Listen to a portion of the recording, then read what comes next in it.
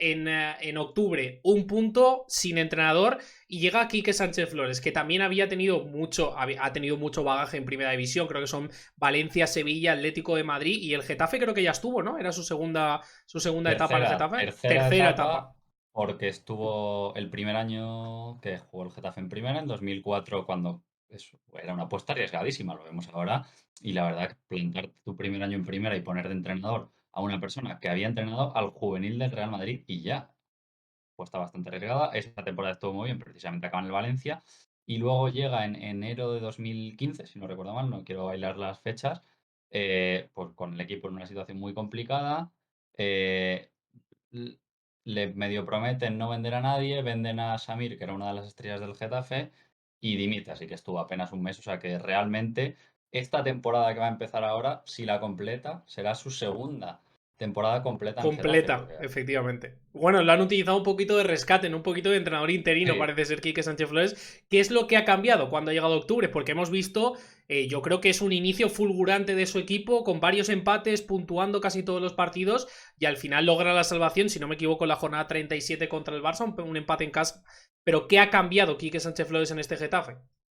pues en lo que él más, bueno, lo primero, la apuesta de Quique también era un poco arriesgada en el sentido de que más allá de su última experiencia en el Watford, en la que tampoco duró mucho, Quique también llevaba tiempo sin entrenar un equipo en una liga importante. Es cierto que con más actividad que Mitchell, pero bueno, también era una apuesta arriesgada en ese sentido, pero también es cierto que en el verano en el que se ficha Mitchell, la primera opción del presidente era Quique, pero Quique en ese momento rechaza. La segunda era Pacheta, que pide muchas condiciones y finalmente no ficha.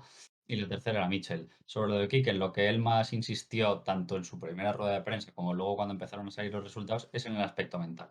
Él realmente, tácticamente, no toca mucho, en el sentido de que el sistema con el que acaba jugando, que es el 5-3-2, ya lo había utilizado Mitchell en algún partido. También es verdad que en los primeros partidos de Quique empieza con un 4-4-2, intentando un poco volver al origen de lo que era el Getafe con Bordalas, un 4-4-2 con gente fuerte en el medio, haciéndose fuerte el medio y fuerte atrás. Pero ya en el segundo partido que pierde 0-3 contra el Celta con el 4-4-2 es una catástrofe, y ya en el siguiente partido sí que vuelve a ese 5-3-2. Pero sobre todo en lo que ha insistido tanto él como luego los jugadores en varias entrevistas que han ido dando es en el aspecto mental. Les levantó en lo mental, les hizo creer que no eran tan malos como decía la tabla.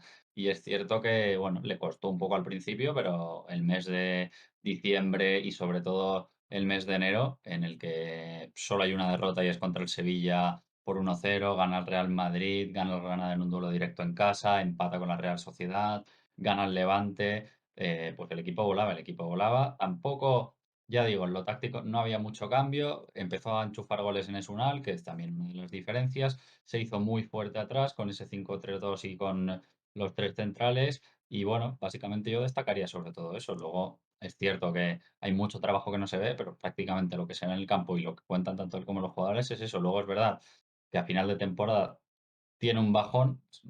Curiosamente, cuando llegan los fichajes de invierno, tanto Gonzalo Villar, Borja Mayoral, también llega Okay, el propio Óscar, que bueno, que ha estado a punto de volver. Y precisamente cuando llegan ellos y cuando empiezan a entrar es cuando el equipo da un pequeño bajón. Se salva en la jornada 37, como has comentado, contra el Barça, pero se puede salvar mucho antes, porque tiene un empate en casa contra el Rayo 0, tiene un empate en casa también contra el Betis 0-0, tiene un empate en Pamplona, que poco que hubiera ganado uno de esos partidos hubiera estado salvado 2-3 jornadas antes. Así que bueno, también fue muy, muy objeto de debate, sobre todo en ese último mes y medio, 2 meses finales, en los que los resultados no eran malos realmente, pero tampoco llegaban las victorias. Ha sido objeto, no en el club, pero sí yo creo que un poco en el entorno y en la afición, de si debía continuar Quique esta temporada, que finalmente sí va a continuar.